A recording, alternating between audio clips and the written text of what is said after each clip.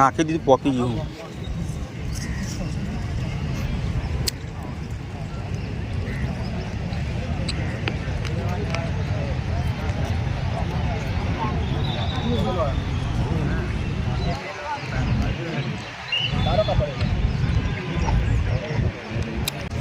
એ લોકોની રહેવાની સમસ્યા સરકારે આજુ સુધી વિચારી જ નથી. અમારા 63 વર્ષમાં લગભગ 4 પેઢીનો વધારો થયો. એ વસ્તી જાય ક્યાં? મજબૂરીમાં સરકારે અમારા સામું નહીં જોતા મજબૂરીમાં ગામ લોકોએ ગામ નજીક મકાન બનાવ્યા તો કાયદેસર કરી આપવા જોઈએ સરકારે. સરકાર જો 24 સેક્ટરના ઝૂંપડાવાસીઓ, ગોકુલપુરાના ઝૂંપડાવાસીઓ, પછી અમદાવાદ, રાજકોટ, ભાવનગર, સુરત, જામનગર, બરોડા વગેરે મોટા શહેરના જે દબાણદારો હતા એમને કાયદેસર સરકારે જમીનો કરી આપી છે રાહત દર લઈ. તો અમારા 7 ગામના લોકોને જલ્દીમાં જલ્દી એમના રાહત દરે અમારી જે મિલકતો છે, જે ઘર બનાવેલા છે કાયદેસર કરી આપે, એમનો પ્રોપર્ટી કાર્ડ આપે. જે લોકોએ દબાણ નથી કર્યું, એક જ ઘરમાં 4થી વધારે પરિવારો રહેશે, એ લોકોને બી આવાસ બનાવીને સરકાર આપે અથવા તો એમને પ્લોટ આપે. સરકાર પાસે વારંવાર રજૂઆત કરી છે. માનનીય મુખ્યમંત્રી સાથે 2022માં રજૂઆત થયેલી, એમની જોડે બેઠક થયેલી. આજે 4 વર્ષનો સમય થયો. મુખ્યમંત્રી સાહેબે બેઠક કર્યા પછી જો આનું પરિણામ આટલા સમય ના આવે તો શું સમજવાનું અમારે? એ પછી માનનીય મુખ્ય સચિવ સાહેબ રાજકુમાર સાહેબે બેઠક 2023માં કરેલી. 2023માં અમને બેઠક કર્યા પછી એને 3 વર્ષ થયા, હજુ કોઈ કાર્યવાહી થઈ નથી. આ 7 ગામના લોકોની ધીરજ તૂટી છે. જો બીજા આખી દુનિયાના બાપ દાદા બધું આપીને બેઠા છે, અને ખાલી ખેડૂતો નહીં, ખેડૂત સિવાય જે લોકો હતા, બંજારા ભાઈઓ, અમારા હરિજન ભાઈઓ, રાવણ ભાઈઓ, રબારી ભાઈઓ, કે જેમની જમીનો હતી નહીં પણ એ ગામના વતની હતા, તો એમને જે બનાવ્યું તો એમની મિલકતોનું શું?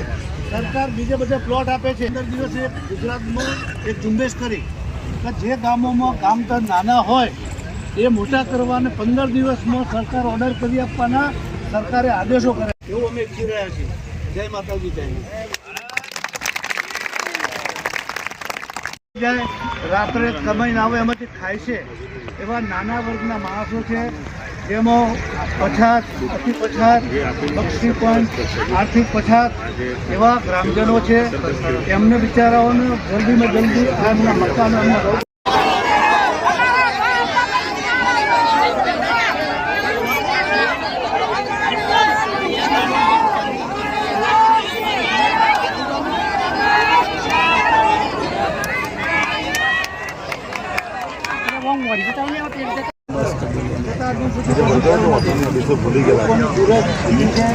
બધા લોકો હજી દુનિયાનું કામ થાય છે.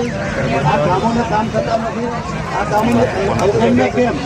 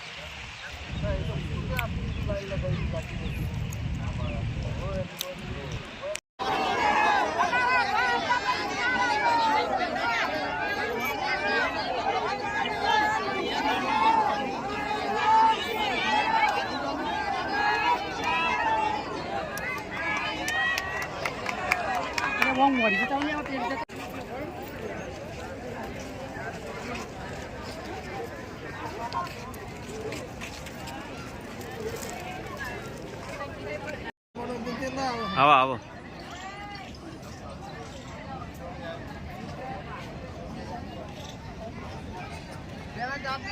મુનિજી મજા મજા તમને